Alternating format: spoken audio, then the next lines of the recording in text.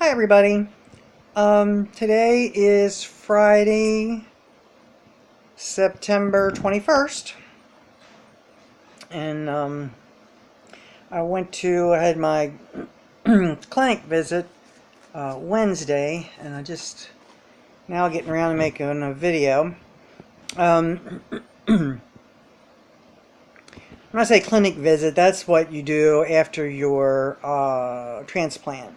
It's kind of like your doctor visit. Um, it contains lab, um, and then as soon as you get there, they take your blood work, and then they send that down and have that done so that whenever you talk to either the nurse practitioner or the doctor, they have your results. So they can know instantly what you need. Then they also schedule you for the infusion center, because 9 times out of 10 you're going to need an infusion of something. Now, up till this week, I have not needed any infusions, which has been really good, because first 3 weeks I've not needed anything. But they caught up to me this week. This week I had a visit with the doctor, because usually 1 week you go and you see the doctor, then the next week you go and you see the nurse practitioner. Now, when you see the nurse practitioner, the doctor is also there. So if she has any questions or any concerns, he is there and available that she can talk to him. But, usually it's a check, and they're just checking your numbers, your labs, and so it's pretty routine things. But that's what clinic is.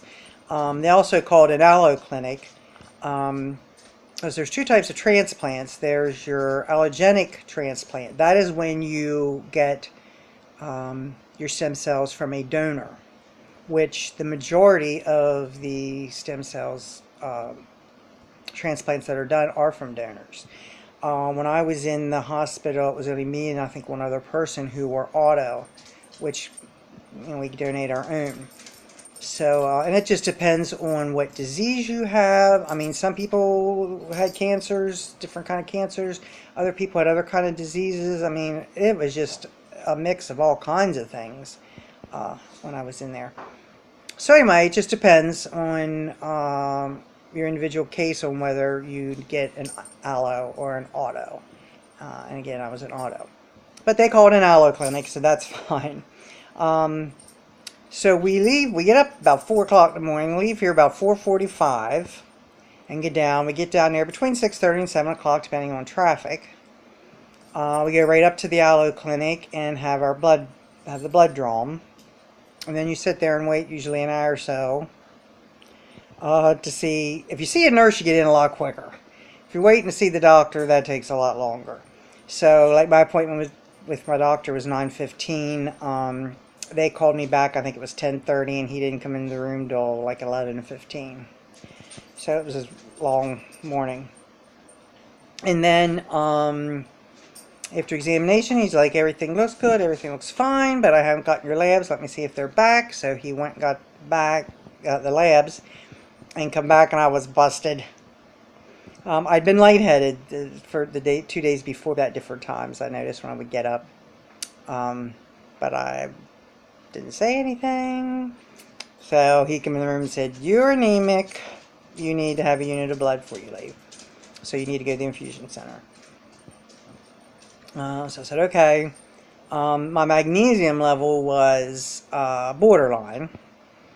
So he's like, oh, I'm not going to do anything about that. But because they had to type and cross my blood before they could give me my unit of blood, which takes 2 hours, a unit of magnesium also takes 2 hours. So they said, well, since you're going to be here for 2 hours anyway, we're going to go ahead and give you the magnesium. And then after the magnesium, we'll give you your blood. It'll be ready, and then you can go home. So,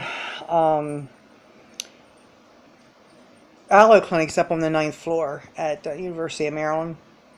The infusion center's down on the 1st floor, and they have a huge waiting room down there. Well, they don't want allo patients down there, or auto patients down there in the waiting room with other people who could be getting who knows what for who knows what. So they assign you a room number in the infusion center up in the Aloe Clinic. So she said, go out there and wait in the Aloe Clinic. They have their own little waiting room up on the 9th floor. So we went and sat back down there, and then they came and said, you know, your room number's 34. So what you do is you go down to the infusion center, and you just go by the check-in desk and say, I'm here from the Aloe Clinic. I know what room number I am. And then you go right back into the infusion center and go right back into your room so that you have not a whole lot of contact with a whole lot of people. So anyway, we did that. Got my magnesium, got my blood, so it was after 5 till we left, which if you've ever driven out of Baltimore at 5 o'clock, oh my. But fortunately Jen's good. It doesn't faze her, so we got out of Baltimore not too much trouble, very slowly, stop and go, but we got out. And then your next big step is Frederick, getting through Frederick. But fortunately the Frederick Fair was going on, which means there is nobody on 70 going through Frederick. We counted 7 other cars at 6 o'clock in the evening on 70 going through Frederick. It was wonderful. We buzzed right through there. But anyway, that was a super long day for us on Wednesday. I was exhausted. But like I said, the blood and the magnesium is to be expected. I've done really well because, like I said, usually they schedule you to the infusion center every week because they expect that you're going to need something. So it took 4 weeks before I had to go. So that was pretty good. So yeah, everything is looking good, and so it was a good report. And I go down. It seems to be that Wednesday's going to be my day.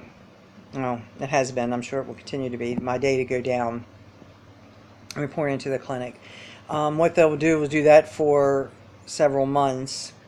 And it's already been a month. So I don't know exactly if he waits till levels are a certain place before he releases me back to the doctors in Hagerstown, or if it's time, like after 3 months he'll release you to come back. I'm not really sure. Knowing him, it's probably levels. You get certain levels, and then you can get transferred back up here. And then I don't know how often they monitor you, or just every 3 months, every 6 months.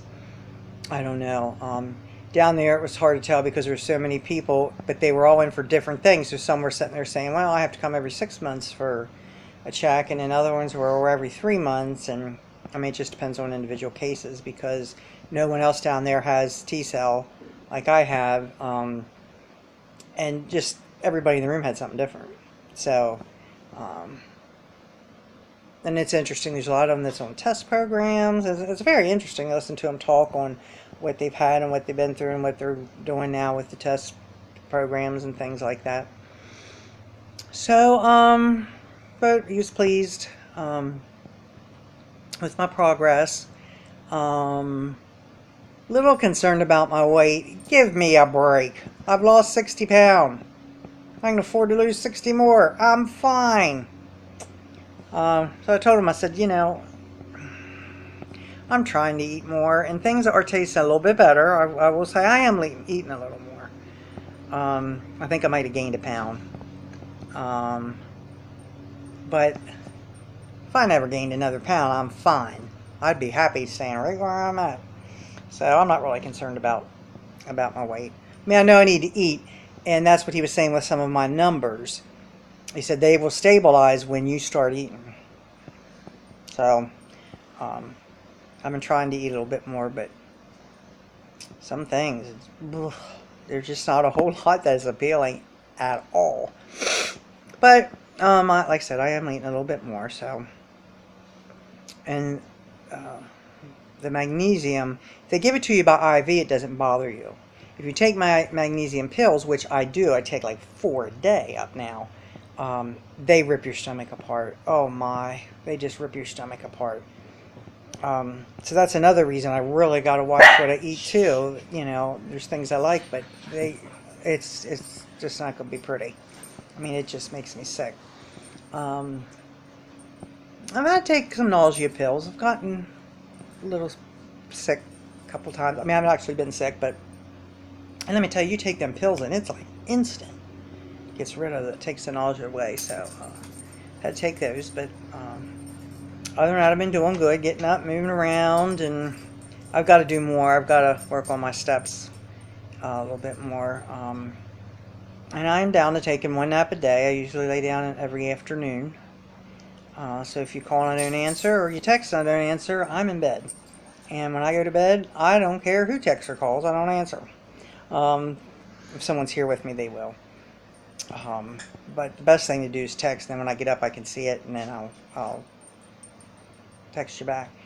So that's pretty much everything I think I have to update you on, and I'll let you know what we make out next Wednesday.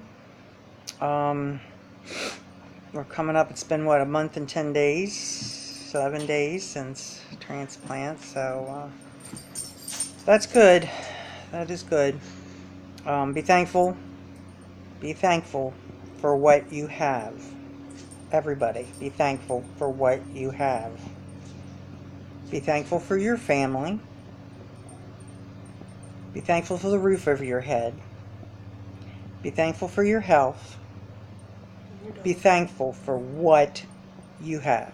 Emily says, be thankful for your dog. But we have the tendency to look around and say, well, they have this, or I would love to have that. But let me tell you, when you're missing something important, like your health or family or whatever, it hits home. So stop and think for a moment of all that you have and be so thankful for it, because it could be gone tomorrow. That's my word of wisdom for today. And I think that's it. I will talk to you all next week. Goodbye.